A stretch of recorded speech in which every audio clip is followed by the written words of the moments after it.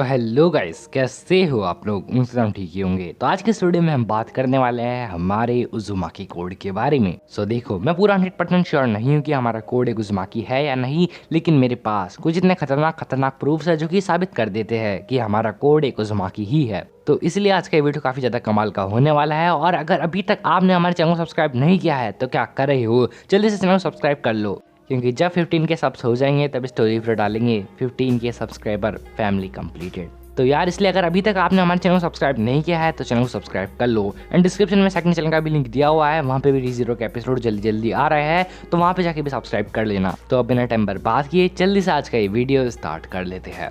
देखो, हम सभी को पता है जब हमारे जिगेन ने वो वाला एक्सपेरिमेंट किया था जिसके अंदर वो वेसल बना रहा था तो उसके अंदर वो काफ़ी सारे बच्चे लेके आया था, लेकिन उन बच्चों में से बस कावाकी एंड कोड ही सर्वाइव किए। एंड बस कावाकी के पास ही एक ओरिजिनल कर्मा मिला। एंड वहीं जो कोड का कर्मा था वो था वाइट कर्मा, या फिर कहीं तो डिफेक्टिव कर्मा। और कोड भी जिंदा बच गया था। तो ऐसा क्यों हुआ कोड के साथ? वो जिंदा बचा लेकिन उसका कर्मा डिफेक्टिव क्यों था? और सबसे बड़ी बात तो यही आती है कि वो जिंदा आखिर बच कैसे गया। तो ओके, सबसे पहले हम बात करते हैं हमारे कोड के डिफेक्टिव कर्मा के बारे में। तो हम सभी को पता है एक वेसल बनाने के लिए 3 चीज़ों की ज़रूरत होती है। जो तीसरा पॉइंट है वो मैंने खुद से बनाया है। ये मेरी थ्योरी है। पॉइंट नंबर 1, वेसल एकदम अच्छी कंडीशन में होना चाहिए। पॉइंट नंबर 2, वेसल की एज यंग होनी चाहिए ताकि वो कर्मा प्रोग्रेशन को सर्वाइव कर पाए। एंड पॉइंट नंबर 3, जो वेसल है और जो उसका उत्सुकी है, उन दोनों की आइडियोलॉजी, उन दोनों की थिंकिंग वगैरह वगैरह सेम होनी चाहिए। देखो, ये पॉइंट मैंने कल की वीडियो के अंदर भी बताया था, जैसे कि हमारा कावाकी एंड इशिकी है, इन दोनों की थिंकिंग भी सेम है, इन दोनों को भी बिट्रेज मिले हैं, और सबसे बड़ी बात, ये दोनों भी लोनर है। तो इसी वजह से हमारा कावाकी जो था वो कर्मा प्रोग्रेशन को सर्वाइव कर गया। एंड उसके पास जो कर्मा मिला था वो एकदम ओरिजिनल कर्मा था। एंड यही सेम केस था हमारे मोमोटी के सेनपाई एंड हमारे बोरुटो के साथ में। लेकिन कोड से सबसे अलग ही है। कोड की आइडियोलॉजी हमारे इशिकी उत्सुकी से मिलती भी नहीं है, मतलब बिल्कुल भी नहीं। तो ये रीजन है हमारे वाइट कर्मा के पीछे का। लेकिन अगर हमारे कोड की आइडियोलॉजी वगैरह इसी से नहीं मैच खाती थी तो वो सर्वाइव कैसे किया? क्योंकि हम सभी को पता है वहाँ पे बहुत सारे बच्चे थे जिनकी आइडियोलॉजी हमारे इसी से मैच नहीं खाती थी, तो उनको भी तो वाइट कर्मा मिल सकता था, लेकिन वो लोग मर गए थे। तो देखो, इसके पीछे का रीजन काफी ज्यादा ही सिंपल सा है। जो हमारा कोड था वो था एक उज़ुमाकी। अब आप कहोगे कि भाई मतलब जिंदा बच गया तो उसका मतलब उज़ुमाकी हो गया? नहीं, मेरे पास काफी सारे प्रूफ्स है। आपको याद ही होगा जब 4th ग्रेट निंजा वॉर के अंदर हमारे नारुतो के अंदर से कुरोमा निकाल लिया था, तो भी हमारे नारुतो काफी लंबे समय तक जिंदा रहा था। और सेम केस कुशीना के साथ भी था। जब हमारी कुशीना के अंदर से नाइनटेल फॉक्स निकाल लिया था तो वो भी थोड़े और लंबे समय तक जिंदा रही थी। एंड वही हमारे गारा के अंदर से जब शिकाकू निकाला था तो वो इंस्टेंटली मर गया था। एंड नारुटोपीडिया भी यही कहती है कि जब किसी जिंचुरिकी के अंदर से उसका टेल बिस्ट निकाला जाए तो वो एट ए इंस्टेंट मारा जाता है। लेकिन वहीं पे कुशीना एंड नारुतो ये दोनों कौन थे?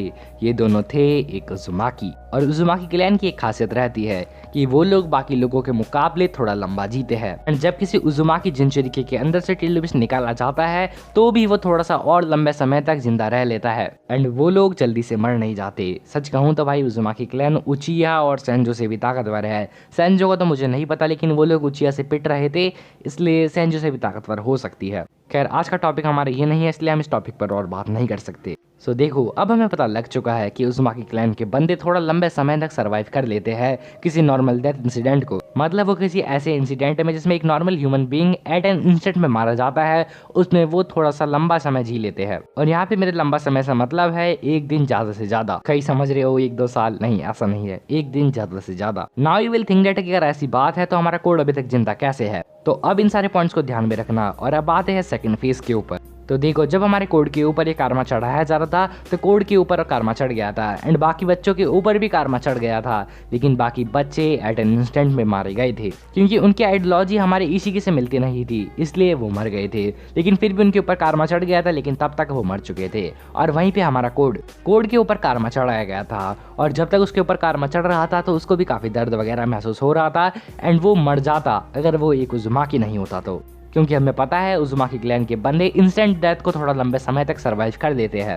तो इसी वजह से जो हमारा कोड है वो एक उज़ुमाकी है, क्योंकि कोई और क्लैन तो ऐसी मतलब राजदूत वाली है नहीं कि मतलब भाई सर्वाइव कर जाए। और तो और ऊपर से भाई हमारे कोड के लाल बाल है, जो कि उज़ुमाकी की खासियत होती है, क्योंकि उनके पास हाई चक्र रिजर्व होता है, इसी वजह से उनके रेड हेयर होते हैं। लेकिन अब बात आती है कि वो एक दिन से ज़्यादा लंबे समय तक जिंदा कैसे बच गया। तो देखो, उसने अपने हाथ के अंदर कारमा चढ़वा लिया था, लेकिन उसके थॉट्स इसी से मिलते नहीं थे, इसलिए उसके कारमा के अंदर कभी भी इसी के जन्म नहीं ले सकता था। सो इसी वजह से उसका कारमा था एक डिफेक्टिव कारमा, जो कि था वाइट कलर का। लेकिन हमें ये अच्छे से पता है कि कोड का कारमा वो सारी एक्टिविटी परफॉर्म कर लेता है जो कि एक नॉर्मल कारमा कर सकता है। सो बिकॉज ऑफ डैट हमारे कोड के हाथ में अभी कारमा लग ही चुका था, तो इसीलिए जो कोड का कारमा था उसने उसकी एक्टिविटी परफॉर्म करना स्टार्ट कर दी। हीलिंग वाली एक्टिविटी। उसने हमारे कोड को हील करना स्टार्ट कर दिया और ऐसे ही एट एन इंस्टेंट हमारा कोड हील हो गया था और एक उज़ुमाकी होने का एडवांटेज हमारे कोड को मिल गया था।